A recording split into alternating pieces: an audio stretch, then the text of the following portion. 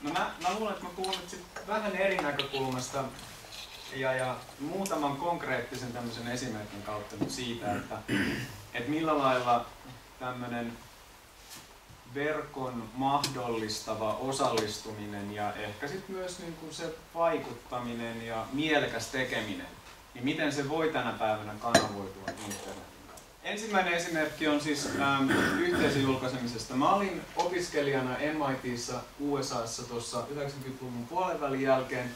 Ja MIT Media Lab on paikka, joka on niin kuin kuuluisa siitä, että se on tämmöinen tulevaisuuden teknologian kehittämisen tämmöinen kehto. Siellä on kauheasti kaiken näköistä uutta tekniikkaa.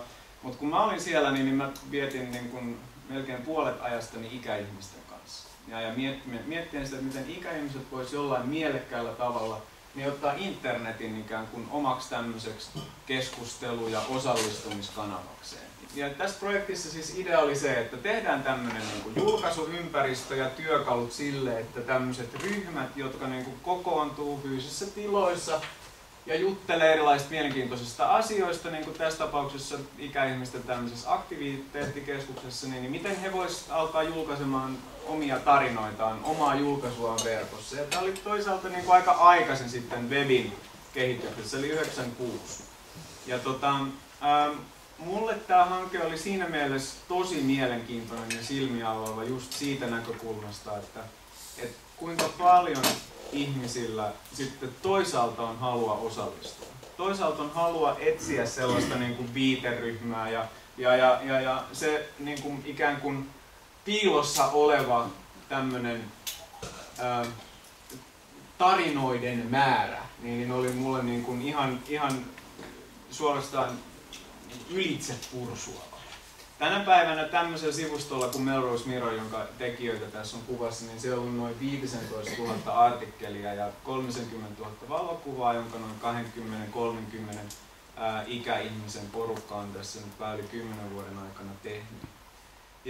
No tämä koko ilmiö niin oli tietysti mielessä niin kuin aikaansa edellä mun mielestä. Jos me tänä päivänä katsotaan sitä, että mitä tapahtuu, niin se on hyvin paljon sitä, että tämmöiset demokratisoivat työkalut, joiden kautta kuka tahansa voi alkaa julkaisemaan, niin ne tarkoittaa sitä, että koska se kynnys madaltuu, koska ihmiset voi tuoda omia näkemyksiään esille, niin ihmiset tekee. Hyvin monet ihmiset haluaa tehdä sen. Paljon useammat kuin mitä esimerkiksi 20 tai 15 vuotta sitten, niin kukaan pystyi kuvittelemaan. Ja toisaalta sitten se tarkoittaa, että heidän niin kuin näkemys siitä, että mitä media on ja mitä mediassa olevat tarinat on, niin se muuttuu. Eli niistä tulee jotain semmoista, mihinkä niin kuin halutaan kommentoida, halutaan osallistua, halutaan tehdä jotain sitä vastaan, esimerkiksi mitä julkisessa keskustelussa koko ajan käydään. Ja blogaaminen nyt varmaan on siitä sit se ilmiö, joka tänä päivänä on se, minkälaiseksi tämä maailma on niin kuin mennyt.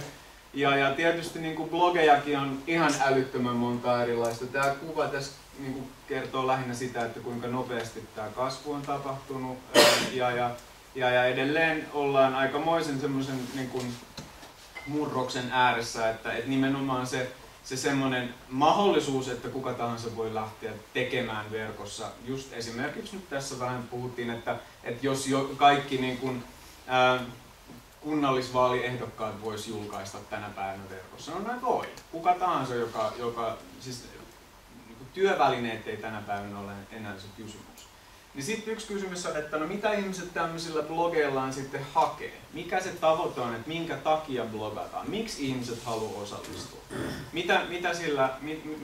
Mikä sen toiminnan taustalla on? Ja yksi tavoite hyvin monella ihmisellä on tietyssä mielessä tuoda omia itsensä näkökulmasta merkittäviä asioita esille. Ja löytää muita ihmisiä, jotka on niistä samoista asioista kiinnostuneita. Blogaaminen vaikka monessa mielessä, niin kuin tietyssä mielessä näkyy semmoisena hyvin itsenäisten ihmisten, yksittäisten ihmisten niin kuin julkaisuilmiönä, niin käytännössä on hyvin tämmöinen verkottunut yhteisöllinen. Ihmiset verkossa blogaavat yhdessä, kommentoivat toisiaan ja se on niin kuin hyvin verkkomainen tapa tuottaa tietoa ja tehdä tietoa. Niin mun mielestä yksi tämän viimeisen vuosikymmenen tärkeimpiä kirjoja on tämä Yochai Benklerin kirja Wealth of Networks, joka kertoo siitä, millä lailla tämmöinen erilaisten verkostojen toimintaan liittyvä aktiviteetti luo vaurautta, luo arvoa yhteiskunnassa. Ja se, mitä Benkler kuvaa, on nimenomaan just tämä, että millä lailla ihmiset kokee mielekkääksi erilaiset verkostossa toimimiset. Ja mä tähän nostin sitten tästä Benklerin kirjasta yhden esimerkin, joka on taaskin Yhdysvalloista kyllä, ja periaatteessa mun mielestä niin kun, voisi olla melkein mistä vaan, mutta mielenkiintoisella tavalla niin se mitä tässä tulee esillä on se, että sitten niin kun poliittisen päätöksenteon ja poliittisen keskustelun ja mediakeskustelun kannalta niin yksi asia kans, mitä internet tuo hyvin uusilla tavoilla esille on se, että hyvin pienet resurssit, pienet ihmisryhmät oikealla tavalla verkottuen niin voi saada isoja asioita aikaan. Ja tämä on sitten niin mun tää yhteiskunnallinen debuggaus-esimerkki. Eli USAssa 2002-2003 kokeiltiin tämmöisiä sähköisiä äänestyslaitteita, joita valmisti Diebold-niminen firma. Se firma piti niin kuin omat teknologiansa suljettuina, niitä ei pystytty, niin kuin, ne sertifioitiin, mutta ikään kuin semmoinen avoimuus, että mikä näiden niin kuin äänestyslaitteiden sisäinen teknologia on. Niin sitä niin kuin, se ei ollut julkisesti saatavilla. Se herätti ihmisissä sitten tietyissä tutkijoissa herätti kysymyksiä. Ja se mitä tämä kuva tässä tarkoittaa on, että yksi tutkija, Webb Harris-niminen niin kuin yhteiskunnallisesti tiedostava tutkija, niin sattui saamaan lähdekoodin näihin Dieboldin äänestyskoneisiin, ison määrän, siis käytännössä tietokonekoodia, jonka hän sitten julkaisi erilaisilla foorumeilla omalla verkkosivullaan ja Scoop.com-nimisessä verkkofoorumissa, jossa sitten myös niin kuin, kehotettiin ihmisiä, että tutustukaa tähän ja etsikää, että onko tässä systeemissä vikoja. Jonka jälkeen niin se lähdekoodi niin lähti leviämään ja levisi hyvin monen käyttäjän omille verkkosivuille ja omille koneille.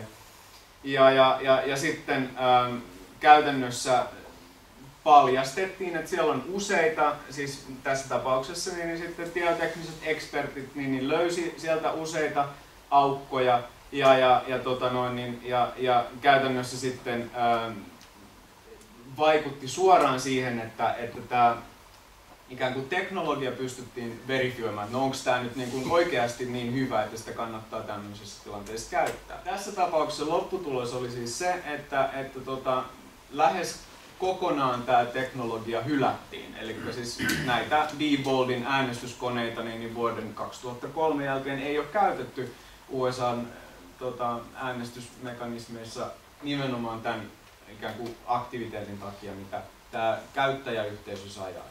No sitten kolmas viimeinen esimerkki, en tiedä kuinka moni teistä huomasi, mutta huomasitteko porkkanamafia? No aika moni varmaan huomasi. Se sai hirveän hyvin niin kuin, julkisuutta tässä viime aikoina.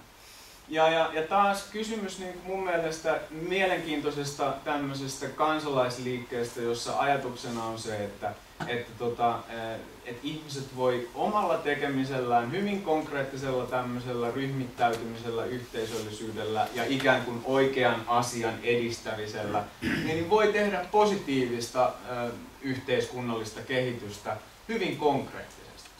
Eli tässä siis ajatus on se, että tarjotaan jollekin kaupalliselle toimijalle porkkanana se, että jos te parannatte energiatehokkuuttanne, niin me tullaan kaikki teidän asiakkaaksi. Ja tämä idea kanssa, niin tämäkin on nyt niin kuin kansainvälinen idea. Tässä oli muutama opiskelija USA-länsirannikolla, jotka keksi, että tämmöinen voisi olla hauska juttu, tämmöinen voisi toimia. Ja näitä carrot mobbeja niin tänä päivänä nyt sitten alkaa tulla kuin sieniä sateella ympäri maailmaa. Ja taas tietyssä mielessä kysymys siitä, että onko tämä nyt sitten poliittista toimintaa, onko tämä poliittista aktivismia, no ei ollenkaan siinä mielessä kuin miten ihmiset ehkä aikaisemmin, tai miten ihmiset esimerkiksi puoluepolitiikan näkee. Mutta toisaalta niin hyvin selkeästi yhteiskunnalliset tavoitteet yritetään saada niihin niin kuin ratkaisuja ja yritetään samalla pitää yhdessä hauskaa. Oikeastaan kaikissa näissä tekemisissä, ehkä siinä toisessa ei, mutta ensimmäisessä ja kolmannessa niin yksi tärkeimpiä asioita on myös, että sen lisäksi, että nämä on mielekkäitä ihmisiä, niin ne on myös ihmisten mielestä hauskoja tapoja